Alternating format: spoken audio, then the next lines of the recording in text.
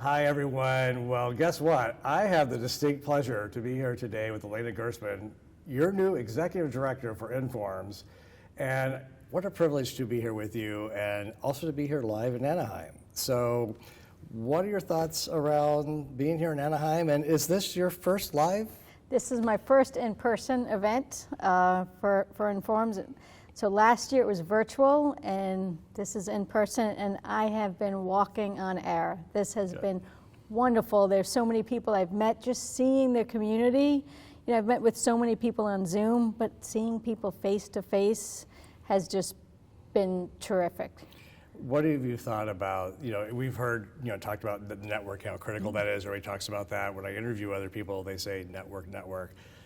We saw it. So what are your thoughts around if you were you're a new person coming in for the first time, what would you tell a new member who's for the first time is coming in, like what should they have done or what would you recommend to them? It's networking. I mean, I've talked to so many members who tell me over and over that every single job they've gotten, it's because of contacts they've made at the annual meeting. Wow. And I'm talking about people in their 30s and their 40s and their 50s and their 60s who just say, this is the place to be. It's the place to meet people. And someone that you met 6 years ago might send you an email because they have a job opening or they know of this, and they're like, you have to get involved with this organization, this promotion, this college. I even spoke with one woman earlier today who pulled me aside, and she's actually an exhibitor, but she's a data scientist at the company. And she said every job she's gotten has been because of annual meeting.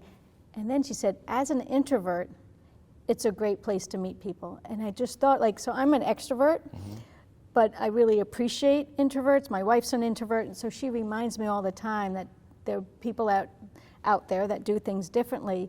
So even though we have 2,000 people here in person, and sometimes, it's 6,000 people, right, but it's still a place that you can meet people. And it was great because a 6,000 person event for an introvert still works because you can network in small pieces and you're meeting people one-on-one. You're not meeting 6,000 people at once, 2,000 right, people at once. Right. So I love that. I communicated with someone on the Zoom, a meeting the other night, we were chatting on the chat, and she said to me that it just felt, even though she wasn't here, she was able to feel connected, but she actually found people on the chat that she had always tried to meet, but couldn't find, or they were always too busy, and she got the chance to network there too. So I love the Zoom feed. First of all, that's too hot, but that was good. So the thing on Zoom is that, and I've heard this for introverts and also folks that may be less comfortable speaking in front of people for whatever reason, that they're able to talk with other people in Zoom. And sometimes it's the rock stars of our organization that's like, okay, wait, I'm not gonna raise my hand in a big audience to ask a question. What would happen if I made a mistake or something? And they can type it, and they're like talking to the people that they've been reading about. Right. So I think those are the things that, we want to make sure that we keep some of the elements as we go forward and try and get to a post-COVID world or a world in which there is COVID, but we do things differently. Well, multi-access, I think, is going to be around, and it just touches so many more. So I want to talk a little bit about, your journey, or your professional journey on association. What happened in your life from a calling perspective to go into that work, and just can I tell everybody about your journey? My journey. I am here because of my son. So I have a doctorate degree in social psychology, and first I thought I would be going to academia, and then maybe my second year in grad school, I was like, that's not for me.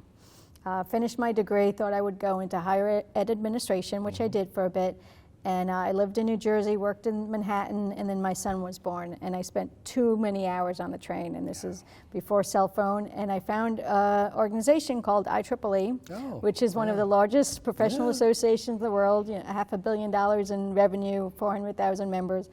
Turns out they're 6 miles from my house. Wow. Never heard of them before. I've always belonged to the American Psychological Association, and I started working with IEEE, and I kept moving my way up, and 16 years into it, I was on the executive team And along the way, I just fell in love with associations. I think associations like Informs, like IEEE, professional associations are that invisible fabric that keep society safe, whether it's through publications and collaboration, standards, and it's just an amazing profession, and it's a real profession to be an association professional. Absolutely. And then I was recruited to ASME, the mechanical engineers, and then I decided to do consulting for a couple years, which I thought this is going to keep me to retirement until one day, this is a long answer, sorry, maybe you didn't want all of this. Okay. No, one please. day, April of 2020, COVID hit. That morning I was reading the New York Times, reading about, it was like the early days of data. And I'm reading all this data in the New York Times, and it was just fascinating. And then later that day, someone from Korn Ferry, who was the recruiter, contacted me, and I'd gotten contact before, every few months or something, and I wasn't looking. And then I looked at the mission of Informs, and just a few hours earlier, I was looking at data, and I was like, wow, these people can change the world. Absolutely. And I looked online, and one of the things I looked at, I was the board of directors, and they were more diverse than any other board that I've ever worked with, because I wasn't going backwards. Right. I wanted just to go forward. And I was like, okay, I'll take a look. Like, fine, I'll have a meeting to find out more. And it wasn't till the last interview that I didn't know if I would take it or not, because I wasn't really looking. And then it was great. I've fallen in love with Informs. I've fallen in love with the volunteers, the members, what we're doing, the staff. It's a great place. I mean, we're optimizing everything to make a more just, safe, prosperous world. Is there anybody with a better mission? It's amazing, and every person is touched by the work that Informs does. Yep. Every person. Yep.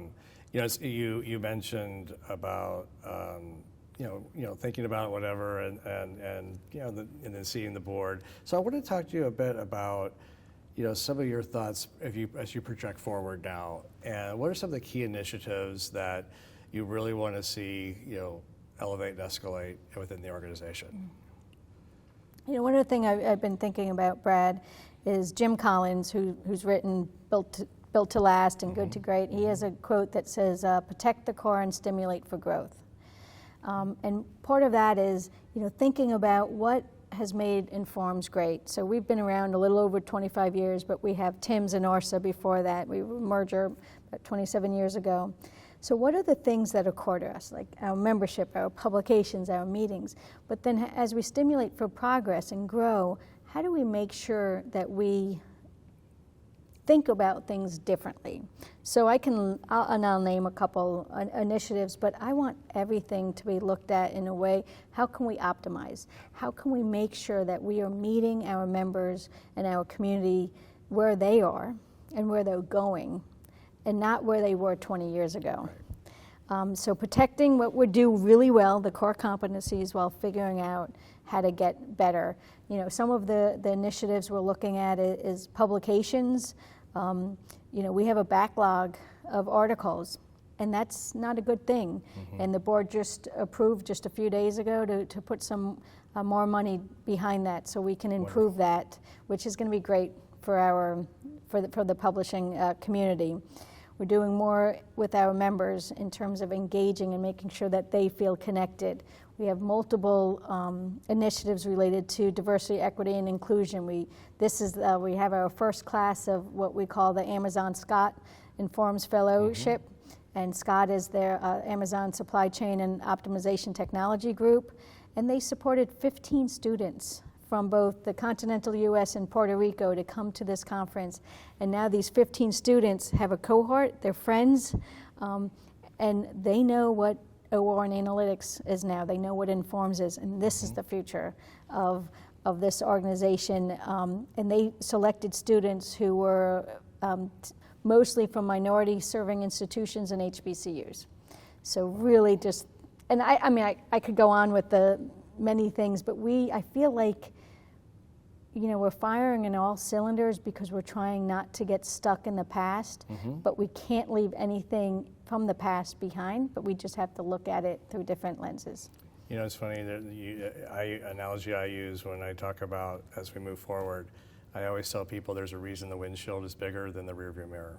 Oh, I like it. Yeah, I like it. It just, out there. So, and you live in the Metro DC area, correct? Yeah, that's a hard question to answer. Yes, I Okay, do. okay. So I have two kids, 19 and 22. One just finished college, one's a second year. And my wife and I are now between New Jersey and Maryland. Okay, So yeah. we go back and forth. It's sometimes New Jersey on the weekends, but mostly Maryland. Well, at least we're pretty close together, Yes. so that's not so bad. So we there's something that we do where it's called Member in a Minute, and I think you need to be inducted into Member in a Minute? Member in a Minute, Member where in a Minute. there is a 60 seconds, it is rapid fire questions, and to see how many you can answer. And if you get stuck, you just say pass or skip, and I'll go right to the next one. So are you game? Pass or skip, okay. Yeah, I'm game. All right, here we go. I'm going to look here on the handy dandy watch. I'm a bit scared. What color are your eyes? Hazel, When is your birthday? July, What's your zodiac sign? Cancer, What's your favorite? Mine too. What's your favorite part of the workday? morning, What artist would you have write the soundtrack of your life? pink, Favorite Arthur? skip, there's too many. Weird thing that you like that no one else seems to like. Baseball, in my family, Okay. Weird thing that you don't like that everyone else seems to like. lobster, Where were you born? Elizabeth, New Jersey, Name your pets. Fia and Pepper. Do you play a musical instrument? No, I wish I did. Favorite sport to play? Favorite sport to play, I would say softball. Favorite app on your phone? My text-based iMessage. I text all the time. What kind of car do you drive? Tesla Model 3. That's how I can go back and forth There you go. without hurting the environment. What's your favorite number? 7. No, 23. I said 7, it was the quickest number, but 23. My son's birthday. Have you ever solved a Rubik's Cube? No. Favorite lecture topic?